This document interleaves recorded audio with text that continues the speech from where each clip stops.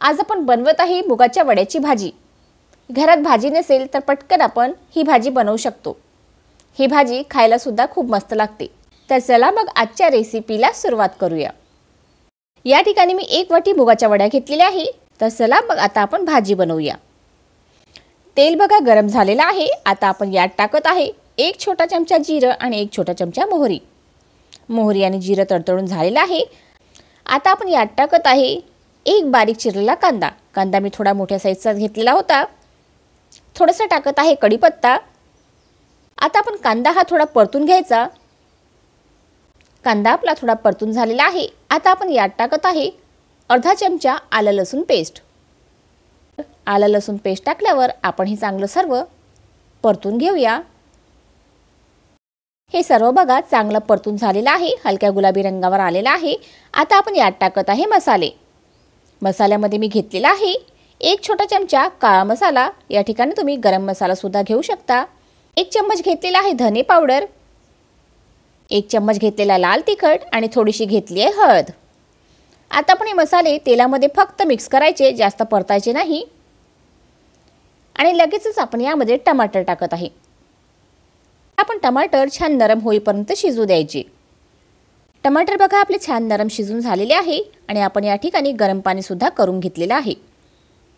आता आपण यात टाकत आहे थोडीशी कस्तुरी मेथी। याच्यामुळे भाजीला चव खूप मस्त येते। कस्तुरी मेथी टाकल्यावर याला थोडं परतून घ्यायचं। आता आपण यात टाकत आहे मुगाच्या वड्या। या वड्या आपल्याला 5 ते 7 मिनिटं छान मसाल्यामध्येच परतून घ्यायचे आहे, लगेच पाणी टाकायचं नाही। 5 ते 7 मिनिटं झालेले आहे। वड्या छान आपण मसाल्यामध्ये परतून घेतलेले आहे। आता आपण यात टाकत आहे गरम पाणी। गरम पाणी टाकल्यामुळे ज्या मुगाच्या वड्या आहे त्या लवकर शिजतात।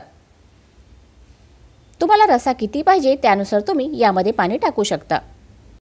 गरम पाणी टाकल्यावर हे छान मिक्स करून घ्यायचं। आता आपण यात टाकत आहे चवीनुसार मीठ।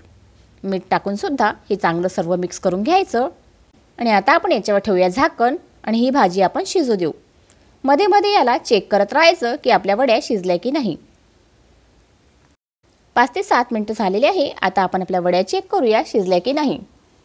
चमच्यामध्ये वड्या घेऊन पाहायच्या आणि चेक करायच्या। या ठिकाणी पहा वड्या आपल्या चांगल्या शिजलेल्या आहे, म्हणजे भाजी आपली तयार आहे। आता आपण गॅस बंद करायचा आणि यावर टाकायची आहे भरपूर सारी कोथिंबीर। अशा प्रकारे तुम्ही ही वड्याची भाजी नक्की करून बघा। ही मूग वड्याची भाजी खायला खूप मस्त लागते आणि बनवायला सुद्धा अगदी सोपी आहे।